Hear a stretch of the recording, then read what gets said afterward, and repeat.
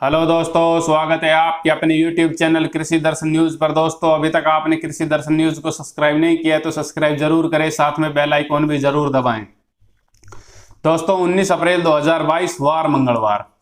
तो दोस्तों, सबसे पहले खबर की चर्चा करेंगे। खबर यही है कि रसिया अपने ऑपरेशंस को फिर से रिस्टार्ट करेगा, या तेज गति देगा, या युद्ध को दोबारा से तीव्र गति से शुरू करेगा।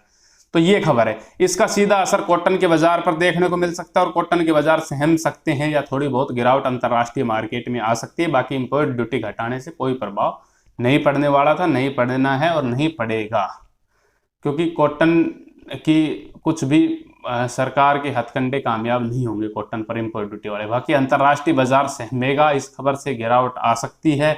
देखने वाली बात होगी कि मूव कितना वायलेंट होता है या किस हिसाब की गिरावट आती है ये खबर के बाद, और किस हिसाब से रसिया एक दो दिन में अपने ऑपरेशंस को रिस्टार्ट करता है। अब आगे चर्चा करेंगे भारत के वायदा बाजार। गुआर दोस्तों ऊपर के लेवल पर जबरदस्त ढंग से बिकवाड़ी, गम 13,000 के ऊपर ही नहीं निकल पा रहे। जैसे ही गम 13,000 के आसपास जाता है उसको गमगीन कर दिया जाता है।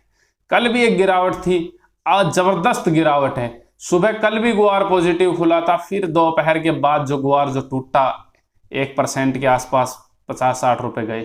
आज सुबह भी पॉजिटिव खुला, स्टेबल खुला, और शाम के टाइम में उसमें लगातार गिरावट है और जबरदस्त ढंग से गिरावट है। एक तो 10 साल की जो पोजीशन है कि हर लेवल पे बिकवाड़ी है। दूसरा कि मार्केट का ट्रेंड बिल्कुल क्लियर नहीं है, समझ से बाहर है। हम लगातार अवॉइड कर रहे हैं गुआर पर बोलने को। गुआर थोड़ा सा अभी वेट एंड वॉच वाली सिचुएशन में हमने डाल रखा है। स्टैंड बाई सिचुएशन में एक बार बोल रहे थे हम, जनवरी के उसमें एक्सपायरी में हम गलत हो गए थे। उसके बाद हमने गुआर पर नहीं बोला, कि आज ही गुआर पर बोल रहे हैं।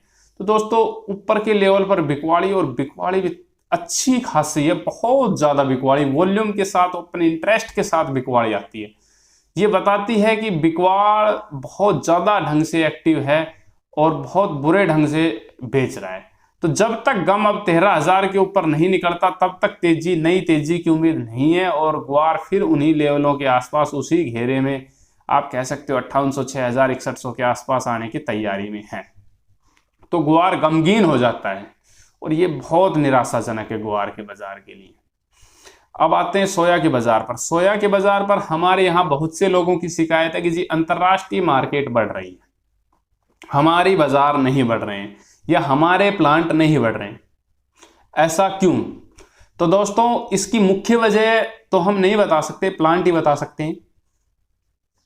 पर फिर भी इसका जो मुख्य कारण हमारे यहां पे निकल के आया है वो ये है कि सरसों का रिफाइंड बनना। सरसों की उपलब्धता है और उसका रिफाइंड में यूज हो रहा है सरसों के तेल का, जिसकी वजह से भारतीय बाजारों में सोया में एक तेजी नहीं बन पा रही है।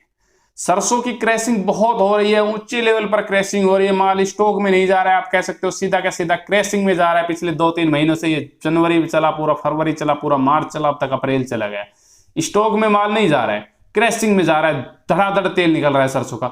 और अब क्या हुआ कि जैसे ही सरसों की कीमतें या तेल टूटा सरकार के उस फैसले के बाद, उसका हर्जाना सोया को अधिक भुगतना पड़ा।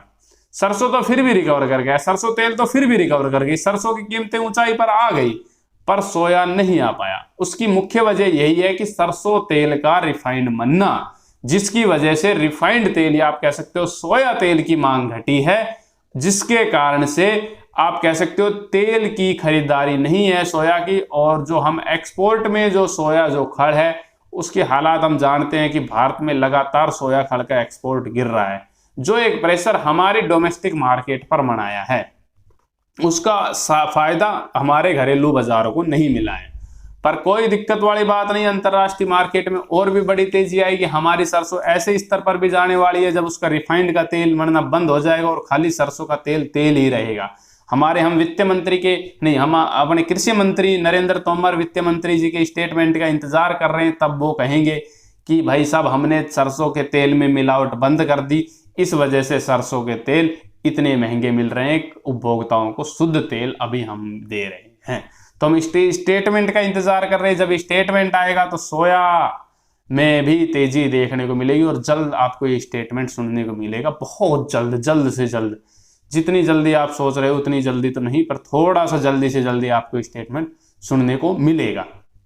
जहां तक सरसों के बाजारों की बात करें, सरसों के बाजार सुबह भरतपुर नीचे खुला था, कल 6900 की क्लोजिंग थी शाम की, सुबह 18-19 रुपए नीचे खुला, उसके बाद 50 रुपए की तेजी देखने को मिली, भाव 6925 6920 के आसपास गया। सलोनी सुबह ही 50 रुपए ऊपर खुला, यानी कल 7800 की क्लोजिंग था 7850, और शाम को एग्जैक्ट 5 बजे बिल्कुल आखिरी क्लोजिंग के टाइम 7800 यानी कल वाले भाव पर बंद किया गया। उसका असर फिर सीधा सीधा भरतपुर के बाजार पर देखने को मिला। वैसे भरतपुर के बाजार थोड़े पहले कमजोर पड़े थे। भरतपुर में 6950 में ग्राहकी होने के बाद भरतपुर के बाजार 4 बजे के आसपास, 4:30 बजे के आसपास लेवाड़ कमजोर हो गया था, और सलोनी फिर उसके बाद टूटा है, यानी भरतपुर 6925 से फिर 6900 आया, 6900 के बाद सलोनी टूटा और सलोनी ने कल वाले भाव किया, और जिसकी वजह से सारे बाजारों में एक गिरावट देखने को मिली शाम होते होते। बाकी सुबह बाजारों में अच्छी तेजी थी, भरतपुर ही मंदा खुला था, बाकी सब मंडियां तेज खुली थी। यही असर सब मार्केटों पर ब्रॉडर वे में देखने को मिला। आप किसी भी बाजार की सोच लो, जयपुर में भी यही हुआ, जयपुर 7350 के आसपास खुला, शाम होते होते 7300 की क्लोजिंग देखने को मिली। तो ये जो सिचुएशन है बाजारों में, ये मन रही है और भाव एकदम प्रिपरेशन में है, भाव तैयारी में है। हमने आपको पहले बताया 7800 टूटना बहुत जरूरी है भावों के लिए, और वो टूटेगा और टूटेगा, बहुत बड़ी तेजी आएगी, और तेजी नहीं सुनामी आएगी, सुनामी नहीं जलजला आएगा। आप ये मान के चल सकते हो 7800 वो बांध है जिसके टूटने के बाद तबाही को कोई नहीं रोक सकता। यानी कि जैसे ही सलोनी 7800, भरतपुर 6900 या 6950 के ऊपर निकलती है तो सीधे 1000 रुपए चट से आने वाले, चट से, within 1 week, maximum 10 days. आप मान के चल सकते हो 10 से 12 दिन में वो 1000 रुपए पड़े हुए हैं।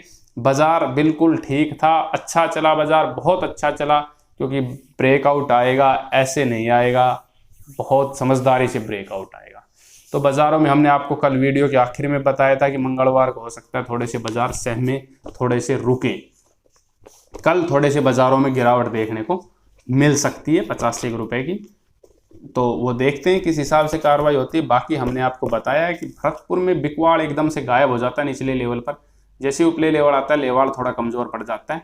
सोया का हमने आपको समझा ही दिया कि क्यों विदेशी बाजारों के साथ भारतीय बाजार तालमेल नहीं कर पा रहे। तो आपको इस लॉजिक को, इस ट्रेंड को समझना होगा, मार्केट को समझना होगा।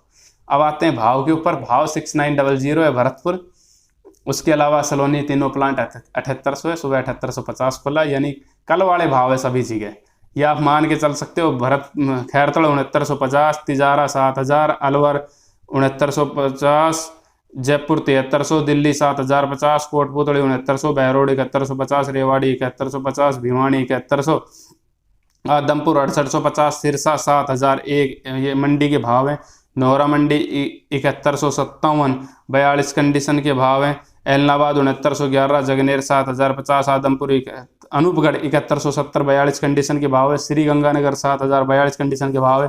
कोटा मंडी 7000, बूंदी 7000, टोंक 6800, नीवई 6875, मालपुरा 6925, उसके अलावा श्योरपुर 6650, इंदौर 6550, रायसिंह नगर 6700, गंगापुर 6950, खेरली 6920, सुमेरपुर 7000, बीकानेर 6400, हापुड़ 6700, मेरठ 6600, मथुरा 6925।